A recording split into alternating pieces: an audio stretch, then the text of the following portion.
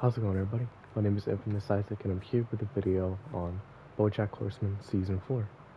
And I sound a little mellow right now, and it's because I finished the season like 20 minutes ago, 30 minutes ago, around there, and I'm just wow. That season was hard to get through, not in a bad way, like not in a bad way at all. It was just there was it got really dark. It was crazy, and that's saying something with like season two having Escape from LA and season three having That's Too Much, man. Like that episode was difficult. Like season four just it it felt like a cutlet above from the rest of the show that I watched so far. Like season one, two, and three, they all had really good episodes, and they all had good episodes, but they also had bad episodes, in my opinion. Things that I didn't like, jokes that I just didn't find funny because either I didn't get them or because I wasn't laughing at them too much. I was like, oh, this episode's so boring and whack, bro. I ain't gonna lie to you. But season four just felt like every single episode was a hit. I was laughing at every single episode, or I was engaged with the ones that I wasn't laughing at. There was no episode that I was like, this one's a stinker. Excuse my stutter. But the only one I could say that was like episode three, and that's not even like, oh, it was bad. It was probably my least favorite, but that's saying that more from the cream of the crop that was in season four. That episode three isn't even bad. That's the best part about it. Episode three is just it's a normal, like, it would be a good episode in the other seasons, but here it's just a normal episode, and that's why it would be my least favorite because it's the worst one out of a batch of great ones. So out of the batch of great ones, all of them are great or at least good, you know? So if that makes any sense. Basically, the season is really good. The season is crazy, and I can't explain it in any other way without getting into spoilers, except the story takes precedent here, and it always has in BoJack, except for like season one maybe. But it's it's more important now than it ever has been, and it shows with all the character-centered episodes that we get this season. And I just, man, they get really dark sometimes. It's actually crazy. But let me get in. Oh, actually, I didn't even give it a rating. It's a 9.5. This season was my favorite bar none. It was so good. And my friend told me, the one who recommended this show to me, like, yeah, it'll only get better from here. So I can't wait to see what season five and season six, how much depression they really have in store for me because, oh my goodness, I was on the verge of tears at the end of Time's era, or episode 11, excuse me. I'm not gonna spoil anything again, but just until the spoiler section. But wow, oh my goodness, yeah. That's a 9.5. Let me get into the spoiler section so I can elaborate on it. So, with this spoiler-free section now over, uh, the season starts off really good. See, Mr. Peter Bonerome was really funny. It was super cool, and it was just a nice, refreshing thing compared to how season three ended, with BoJack trying to kill himself, and being close to the Sugarman farm. It was just, it was wild. It was wild to look at and wild to think about. But on the other hand, yeah, Mr. Peanut Butter tried to run for governor of California, and it was just like, oh, this is hilarious. I really enjoyed this episode. It was funny. But BoJack isn't really seen much in episode one. But seeing Mr. Peanut Butter run was hilarious. Genuinely one of the funniest episodes in this season, bar none. But it only gets funnier. Episode two, it was definitely a sad one. It was just BoJack reliving the memories of going to this summer home that they used to live in, or used to go to, with him and his mom, Beatrice Horseman and Butterscotch Horseman. And it also it's really creative. And I know I've said that a lot throughout this show, but it's super creative because it has BoJack living in the present and then Beatrice living in her past, where you see them interwoven into the story, and sometimes it's hard to even tell if the present and the past are not just together. It's super cool, and like you think it like sometimes it is hard to follow and tell what's going on, but it's so well done that like it doesn't matter. when you don't understand some of it, because it's just really good. Seeing Beatrice's backstory, at the very least, some of it was so good. It just added more to her character when you see her later on. So, the old Sugarman place, really good episode. Episode 3, the Todd episode, it was a good one. This is the one that I mentioned earlier, that probably my least favorite, but that's just because I didn't, I didn't laugh as much on this one. It was more just like Todd was discovering himself, and Todd was just being heckled with all these errands from all these people, and it just goes to show a Todd and BoJack's friendship is not irreparable, but it definitely isn't good. Todd is the one mainly like, yeah, I don't think I should be friends with you, BoJack. We can just keep it amicable, but not friendship, because you've ruined my life a lot of ways. But I'm not gonna let you be the reason why my life stays the same, you know. And he moved out a while ago, especially since BoJack disappeared for a year. But Todd's moving on with his life and he's living. You know, we rarely, and I mean rarely, see Todd and BoJack in the same episode. Usually it's him or Todd doing his own thing, and BoJack doing his own thing. I just realized, like, on a little aside, what's his dude's name? Aaron Paul, the guy who voices Todd, and Jesse, who is also Aaron Paul. They both have estranged relationships with the main character. And it's kind of crazy because you have the good parts of the relationship when Todd and BoJack are great, like the end of season 2, and you have the bad parts of the relationship, like season 4 episode 3, and just BoJack doing a bunch of messed up things to Todd, like dating his friend from, or not dating, but effing his friend from high school. And then you go back to like Breaking Bad, and you have Walt doing all these heinous crimes towards Jesse and his loved ones to keep the meth business going. And actually, that's spoilers for Breaking Bad. I'm sorry, I forgot to mention that. But you have like Walt in season 4. I think the episode, like the finale for season 4, where he poisons Brock to get to what's his face, well, Fring. There you go. To get to Gustavo Fring, and kill him. So it's just like, it shows that both these main characters are not good people, and that Jesse is trying to be a good person, and Todd is also trying to be a good person. They both have that in pure innocence in their heart, even though they do messed up things. Except Todd doesn't do messed up things. It's just more like he's kind of dumb. And Jesse is also kind of dumb, but he's still, he's a grown adult now, and he acts like an adult, but he still has that good in him. I don't know. It may be a reach, but anyways, that's besides the point. This Todd episode, it was alright. I didn't like some of it. I liked some of it, but not all of it. Like, I again, it's the worst one out of the batch in my opinion, but it's not bad like compared to the other episodes that I found bad in the earlier seasons. So yeah, let me just end that there so I'm not rambling. Todd episode, good but not great. Next you have episode 4, commence fracking. This episode was funny. I ain't gonna lie, it was pretty funny. Just having the whole topic about fracking being there, and I don't know what fracking is. I gotta look it up to see what it actually means. But it's just basically Mr. Peanut Butter and Woodchuck, I forgot his name, but Woodchuck, the governor of California, uh, they're they're they're what's it called? They're debating fracking, and Diane gets involved by making a publication, kind of like on a BuzzFeed type site, because she works there now, on fracking, and she's against it. While Mr. Peanut Butter is pro fracking, he's to be fracking the because of her manager, or excuse me, his manager, who's his ex-wife, and she's just basically trying to use Mr. Peanut Butter as a puppet, and it doesn't work. It doesn't work because Mr. Peanut Butter is like, I listen to facts but also emotions. So I'm hearing you, but also I'm not hearing you.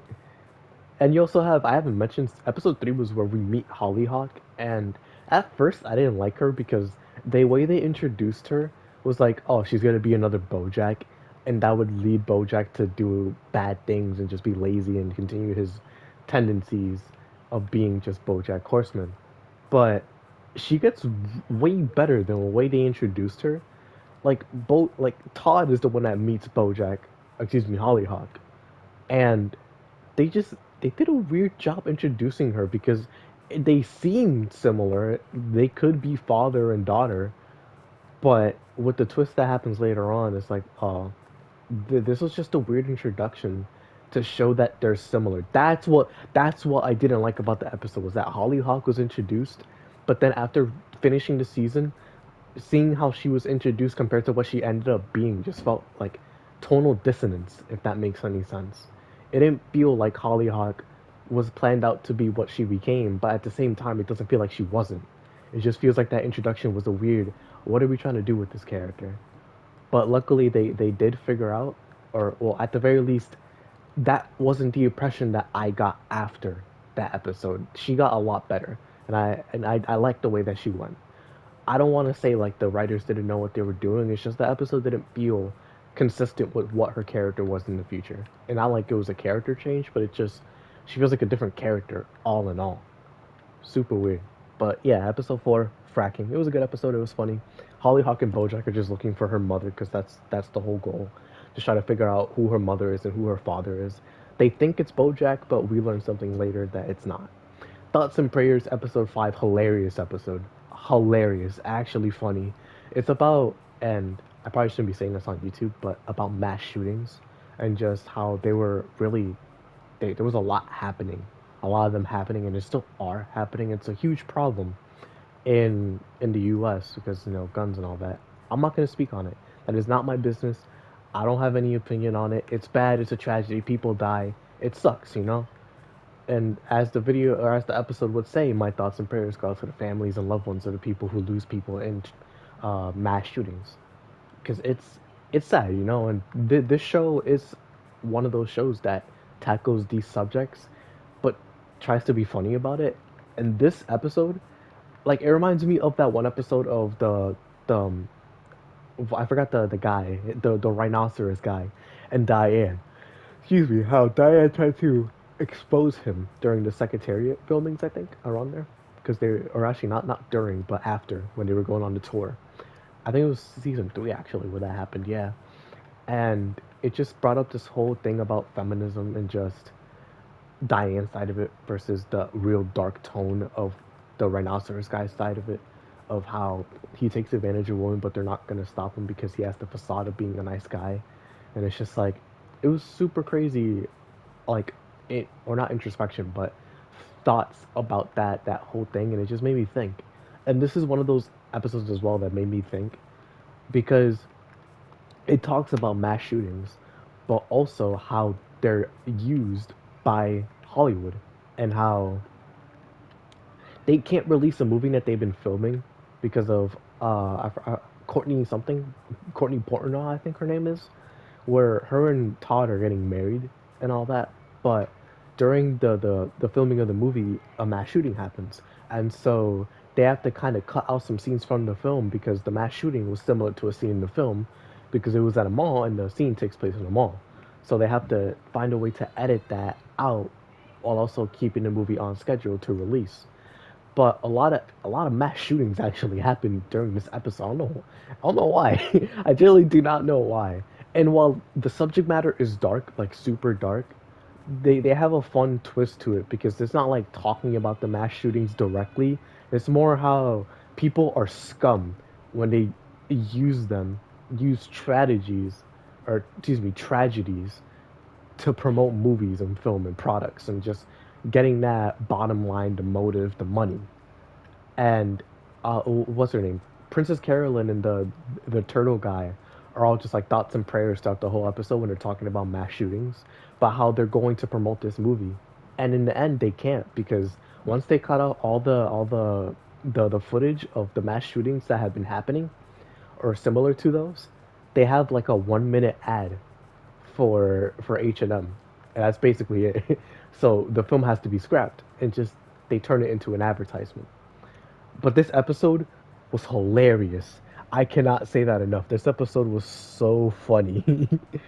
And like BoJack just on the other side goes to visit Hollyhock's potential mothers, aka woman that he's hooked up with in the past, but in reality they're not her. So they just keep on going. Like some weird woman, some really weird woman. But anyways, yeah. Thoughts and Prayers, hilarious episode. Stupid piece of poo poo. That episode was funny, but it was also dark, and it just has a really interesting take on that voice in your head, like your conscious basically, where they're always demeaning you and they're always looking down on you, unless if they're not and you have a confident conscious. But for people who actually, I guess a person to relate it to is me. I have a voice in my head like that that's always looking down on me and just telling me what not to do and what how I'm always a bad person, and it's difficult, you know. And I like this episode for that, and I don't want to say that like, oh, it's difficult, like my life is so hard. I just mean more in the sense like sometimes it can be a lot, you know. And for people out there who deal with that as well, like obviously there's worse things in the world that could happen to a person. I don't mean that to compare them, but it's just more in the sense that like sometimes you need to look on the bright side, you know. Ignore that voice in your head and differentiate that from what you're doing in real life and knowing who you are, you know, right? It's difficult for somebody like BoJack because the man isn't a good person and it's hard to justify him being a good person because he's not.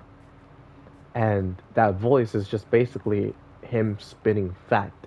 And that doesn't sound good from what I was just saying, but it's a special case with BoJack because viewers like us know he isn't a good person. So whilst we may agree with some of it, it doesn't help him become better, and that's the issue. The voice in your head stagnates you.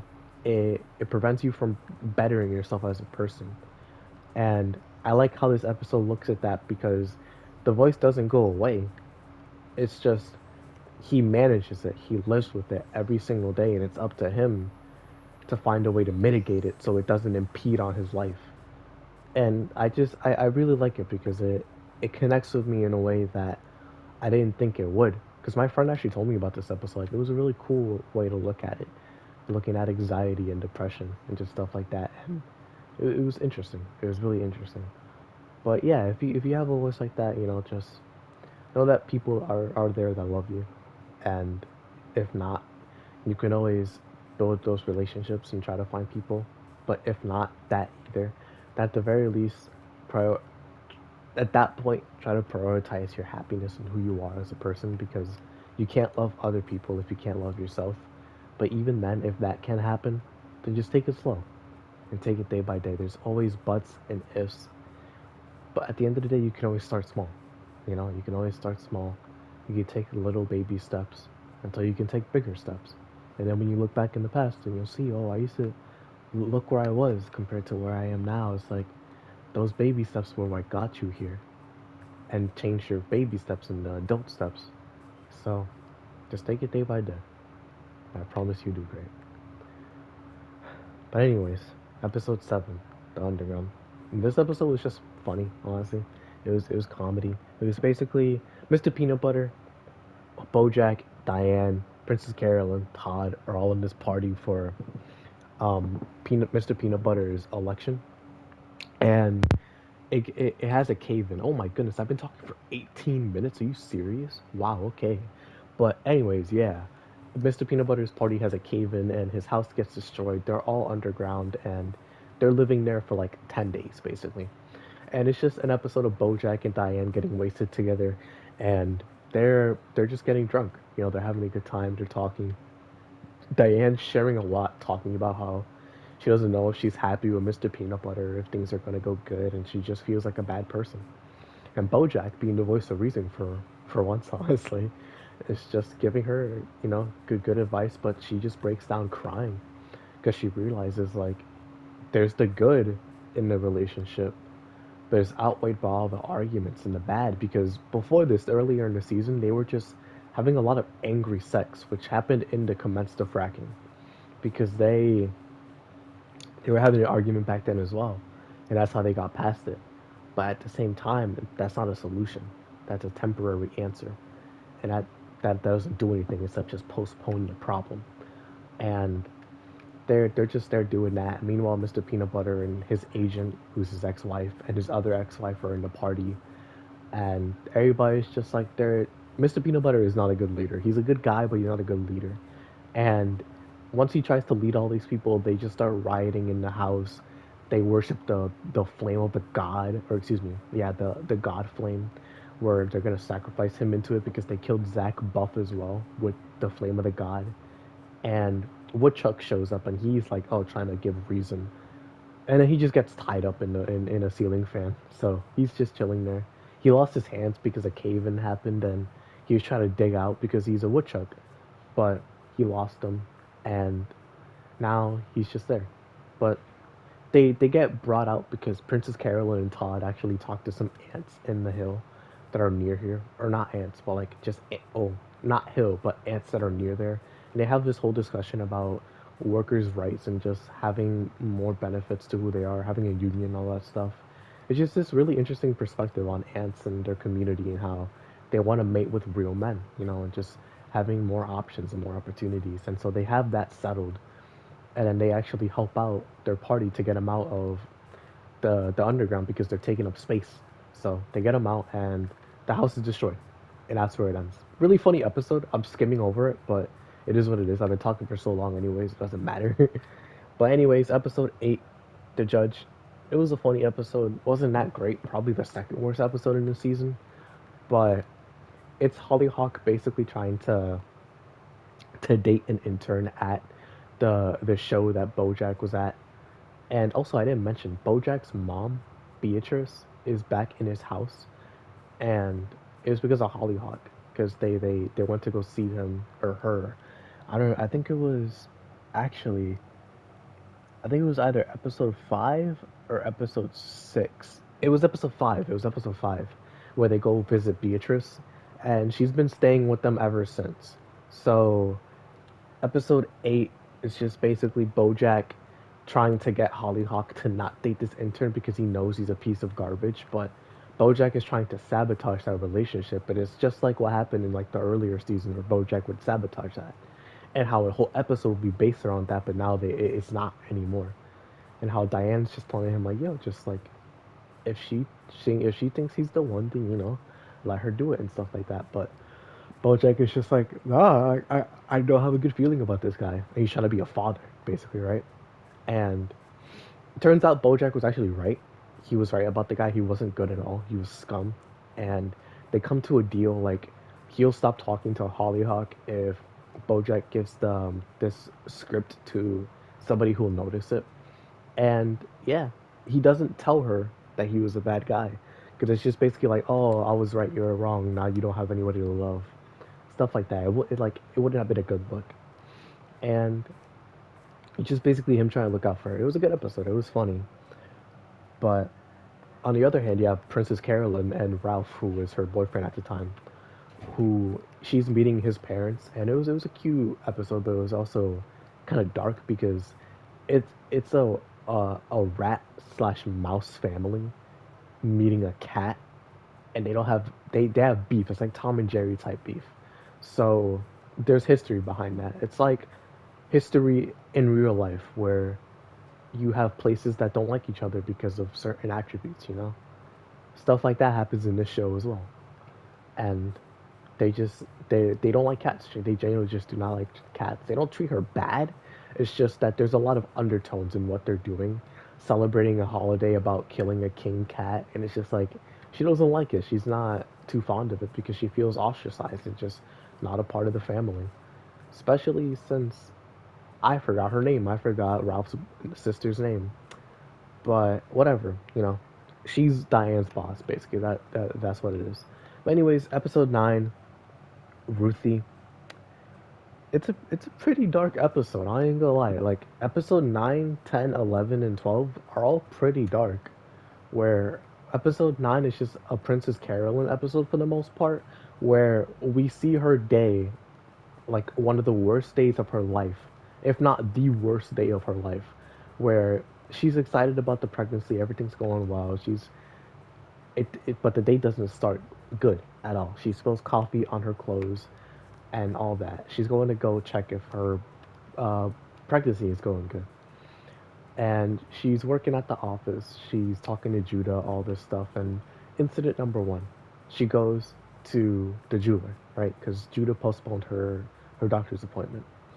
And it was her family heirloom, her necklace is actually fake. It's not gold, and it was also broken. But she finds that out later in the episode. It's just that it was broken.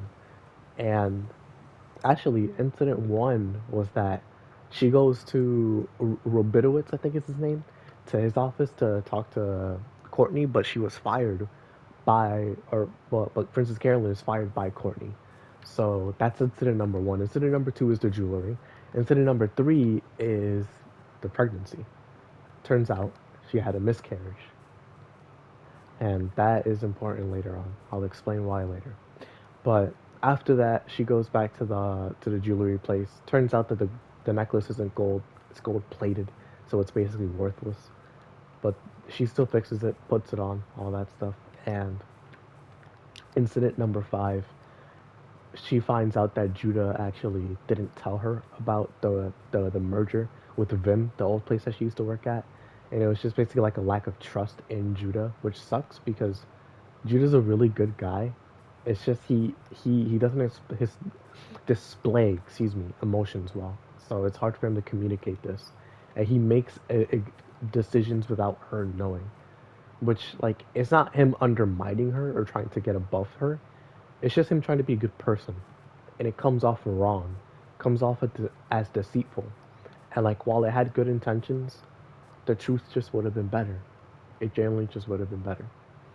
But anyways, after that, she goes back home, or she actually goes to dinner with Ralph, and she doesn't tell him about the miscarriage, and it's just like that's a situation that's hard to talk about because while she shouldn't have lied, this is a woman's body that's just gone through a miscarriage, you know? She's going through a lot of emotions. She just fired her assistant. She just got fired from someone else from being an agent. And on top of that, she just found out her something precious to her isn't real. And all, by the way, this was all happening in like in the future, where her great granddaughter, yeah, I think great granddaughter is telling this story to her class. It's like 2100. It's like cyberpunk, super dystopian, all that stuff. And she's telling this in front of her class, and her teacher's a robot, and she's just talking about the day. Meanwhile, BoJack and Diane are just doing whatever. I honestly forgot. Like, there you go, trying to track down Hollyhock's birth certificate. Doesn't matter. It's not important. Nothing comes of it. But anyways, uh, she she basically doesn't tell him, but then he figures it out. It's just like she leaves because she's not feeling good. So she goes back to her apartment because she's been living with what's his face for a long time now, and Todd is living there because she said that he could stay there. So it's it's whatever. But she goes there and she just gets super drunk, and then Ralph shows up and they have an argument. They have an argument about how she had the miscarriage, and he just wanted her to tell him. Like, there's stuff that you need to tell me so I can know so we can move on with it together. And it just reminds me of like a song that I remember hearing about, like Country Road. I think it's what I forgot what it was called. It was like an album that came out last year, I think. And one of the songs was just about how, or what the album I think is about how do you help love somebody who's been hurt so many times before and can't open up, but it's the same time like it's not their fault. They've been scorned and hurt so bad, and like you're trying to love them as best as you can, but it's just hard to because why not put up that defense to protect yourself? It's sad and it's lonely, but you need it, right? And that's what Princess Carolyn is. She's putting up that defense. She's not opening up to the one person that truly cares about her. And it's just like it hurts them. It hurts them deeply because this ends in them breaking up and her just going back to what she used to be before she met him. And things were going really good. They were going really good because again, she had five miscarriages, but he seemed like the one. And it may seem like, oh, she couldn't have a baby, but so what? She could have adoption. Like that could be a very possible thing in the future. And I'm not saying that like as me talking. I'm saying that in the terms of their relationship. Like they were happy together. They were super happy. And if she wasn't as emotional and volatile as she was during that day because of all the emotions building up, they probably could have just resorted to adoption. Because he mentioned it himself. We have to discuss these options. But Princess Carolyn just couldn't do it because she was too emotional. She was drunk, she was volatile, and she just couldn't do it because of her nature as well. It's difficult to unlock your heart for somebody when you've been hurt so much before by people who are not good boyfriends and just having a rough life and dealing with this every day, trying to find your love in life, trying to find your love for life, trying to find your purpose, and trying to start a family when you're in your 40s. It's difficult. It's genuinely difficult. But at the end of the day, she breaks up with him, and that's the end of the episode. It's just her and BoJack talking on the phone. BoJack not being too serious because he doesn't know what she's going through, but it's it's a nice ending because BoJack does help her in a way, in a small way, just venting a little bit. You have episode 11 where it actually starts really dark because Hollyhock passes out and goes to the infirmary, to the ambulance or hospital, excuse me. And it turns out that she OD'd on medication, and the reason why, and you would think it's BoJack, it's not. We find out that, excuse me, the reason was because of Beatrice. And you also got to remember, right? Before you cast stones at Beatrice, she was a terrible mom and a bad person, and it affected BoJack severely. Beatrice is senile. Beatrice has dementia. And that is why she's so out of it, because she can barely remember anything. And that's why when she went to go make coffee, she thought she was making coffee, but in reality, she was just making medicine. And nobody noticed it because it had coffee in it, but it also had pills in it. So she was cracked out of her mind for most of the time that she was with BoJack, but she still enjoyed it. She genuinely still enjoyed just being with him because while he isn't a good father, he is a good person to be with. When you see that good side of him, she had fun. She's 17. She's young. If anything, she reminds me of Penny back in Escape from LA. Like, Hollyhock is what Penny wasn't. That's really that's really dark thinking about it. But luckily, BoJack didn't mess this one up. While it wasn't his fault, it could have very well been because it is something that BoJack could have done.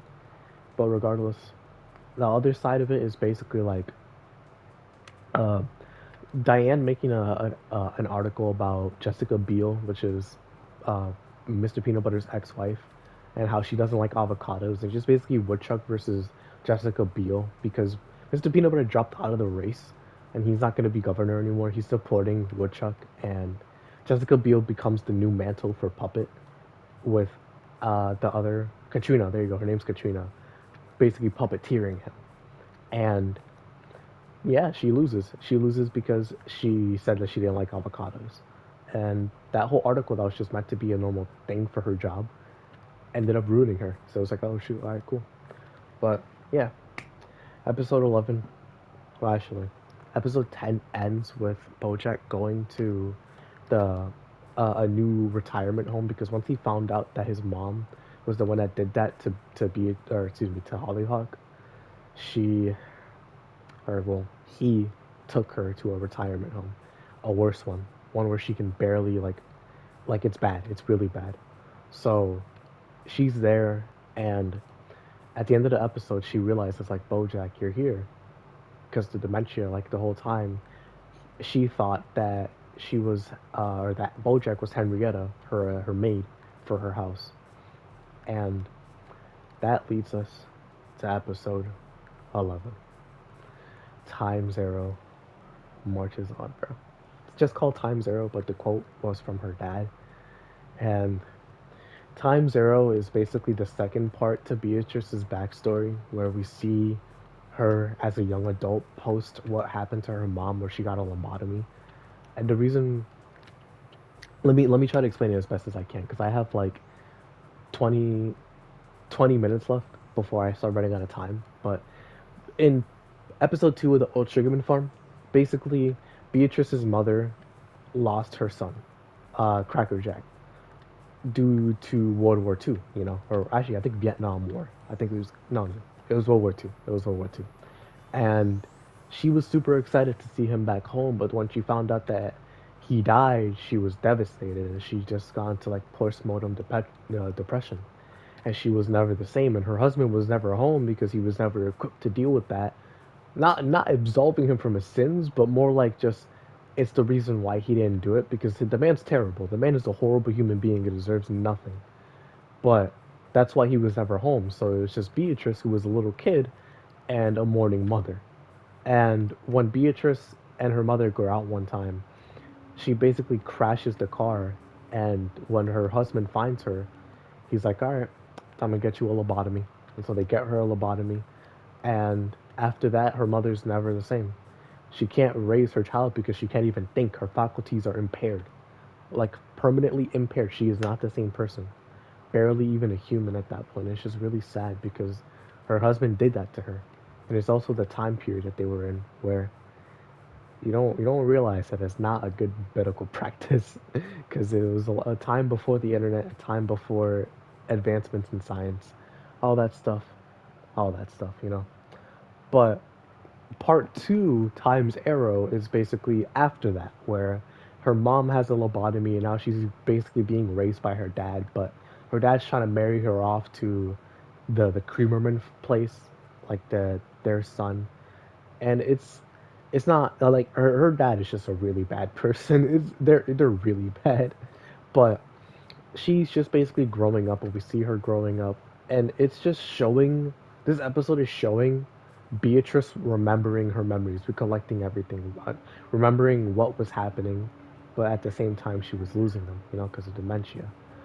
And she, it goes all the way up to the debutante, which is basically her and the boy trying to get married and all that. But then we meet Butterscotch Horseman, and they hit it off. They hit it off really well. Butterscotch sneaked in to get free beer, free wine, all that. But also, he's an aspiring writer. He wants to make something beautiful. He wants to make a good story. And Beatrice doesn't want to be married to this guy. So they hitch it, or actually they leave and they have sex. A couple months later, turns out that Beatrice is pregnant. And they decide, yo, let's move to San Francisco. You're an aspiring writer. I'm pregnant. Okay, give it a second. So I actually recorded the last part of this video. It was gonna be like 49-minute video, but my mic didn't catch any of what I was saying, so I have to re-record it. I'm sorry about that. My voice is getting a little hoarse, so well, funnily enough, no pun intended. But I, I'm gonna have to kind of speed through this a little bit more than I did the first time. So if I miss out on some stuff, mention in the comments. I'll talk about it down there. But anyways, yeah, that's why I sound like I'm rushing. Also because my time limit's running up for the video space. So anyways, yeah. So Beatrice and Butterscotch move over to San Francisco to raise BoJack, and it becomes immediately clear that they're not fit to be parents. They they rushed into it too early. They were too young. They just didn't have the facilities, the money to raise them. Even though Beatrice is rich, it's because she moved over here with Butterscotch against his father or her father's wishes, so they don't have any support from him. But they're living their life. They're raising BoJack, not in a good way because Butterscotch is a man trying to do his best to provide for his family, while Beatrice is just trying to raise BoJack. But in reality, Butterscotch is working a dead end job that isn't providing for his family, and he has opportunities to work better jobs, but he's stubborn. And Beatrice just, she's really demeaning, disrespectful, and rude to her son and her husband, and she's not helping. She's definitely not helping. She's the head of the house for sure, but she's not helping whatsoever.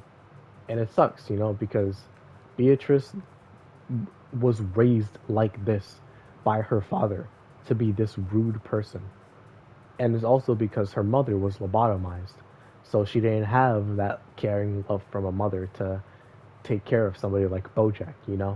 And it fostered BoJack and it led to him becoming who he became today. While he's trying to be better, and he is better than what he was before because he's definitely a lot more aware of who he is now. At the very least, he's been aware, but it's like now that we're seeing it, he is changing for the better, especially with a lot of important events like Escape from LA and That's Too Much Man happening, stuff like that. But we just see that happening in Time's Arrow, and we also find out that Hollyhock is actually Henrietta's child, which is actually Beatrice's maid, which is also why Henrietta, or well, BoJack calls, you know, BoJack Henrietta when she's senile and has dementia. So that's who she is, and that's why she keeps calling her that.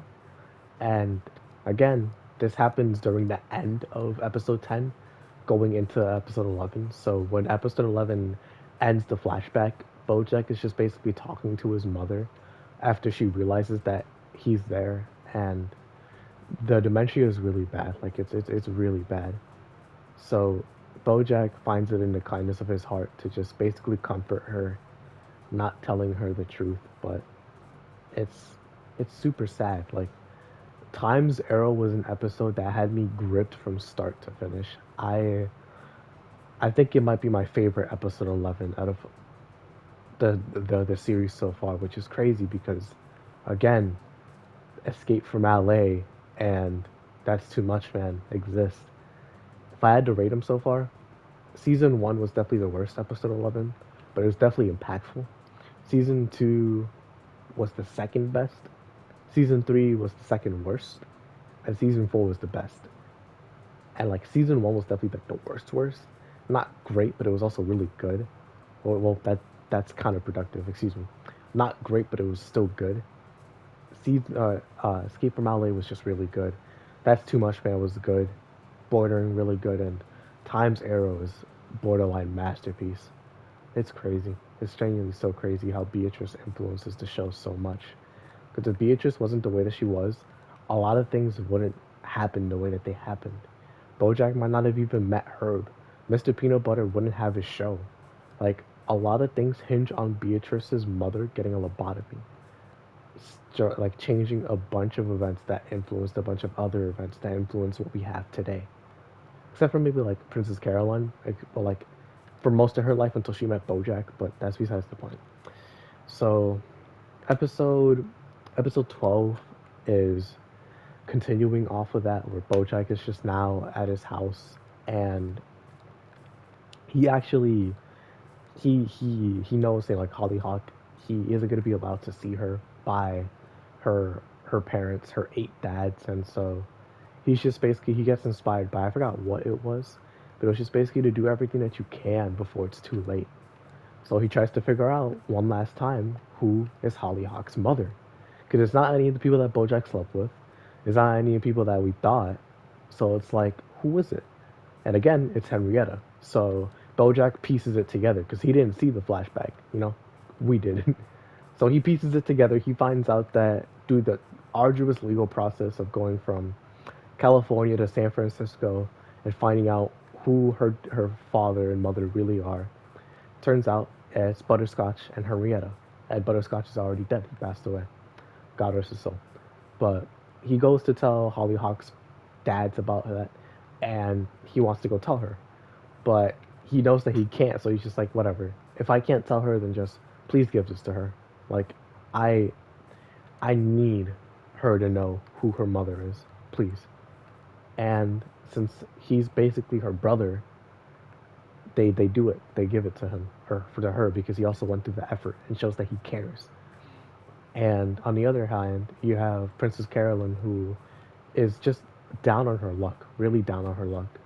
And a guy goes up to her and, during a meeting, and he's just like, "Yo, I have this really cool idea for a movie, right?"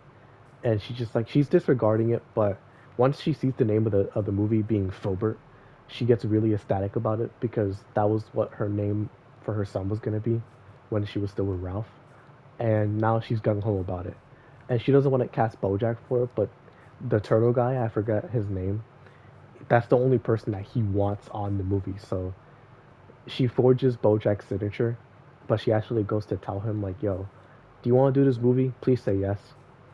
And he says yes because after he goes to see Hollyhock, he comes back home. Beatrice is in this senior citizen center, and he has nothing else to do, so why not, right? Another show that he can work on. But he gets a call from Hollyhock, and it's actually just her telling him like, "Yo, I got the letter. I'm going to go meet my mom, and also, you don't have to be a dad to me, you know? I never wanted you to be my dad because I already have 8 of them. I don't need a ninth dad. But now that I know that you're my brother, I could use one brother. And it's just like that seeing that smile on BoJack's face is just like it's I BoJack isn't a good person, but man, do I feel like rooting for him sometimes when he's genuinely trying. When he's not being an a-hole about things, when he's not being all cynical and sarcastic BoJack. It's just when he's genuinely trying to be a good person for once, even despite all of his transgressions and despite people knowing that he's not a good person. That's the BoJack that I root for the most. Flaws aside, that this is the same man that we saw in season 2, same man that we saw here. I I love episodes like this, but I just love this season in general. The animation was the same as usual, but it actually had some nice bonuses in it where there was some hand drawn animation that was there, and just the creative liberties that they were taking with some of the animation, just the creative episodes that they had in general, like the Ruthie episode or the the stupid piece of crap episode, or just stuff like that. Times Arrow, like episodes like that are just so creative and different from what I'm used to with adult animation. I love them for it because they're taking liberties, and it's also because stuff like this is stuff I would never think of. Me as somebody who I think like, oh, I think I'm creative. I'm not, because these episodes show me like, yo, I am not creative. These people are creative. They're so good. The writers for this show are so fire. But I just story was really good as well, and overall this season was amazing. Genuinely one of the best seasons of a show I've ever watched. It was so good. It was genuinely so good. But let me end it here for now since I'm starting to run on during the clock. So thank you all for watching. I hope you all enjoy. Let me know what you guys think about BoJack Horseman season 4 down below, and if you guys think season 5 and 6 are worth, like how good they are compared to this one. No spoilers, please. Just no spoilers mentioning it, but just let me know your opinions of them if you have watched them. And overall, I hope you all have a great rest of your day. Remember, just keep going. Just keep going. I know it gets hard. I know you can hold your head down, and it'll probably get easier. But the easier path isn't the best one, even if it looks like the better one. Just keep going. I'm rooting for you. Anyways, I'll check y'all out. Peace.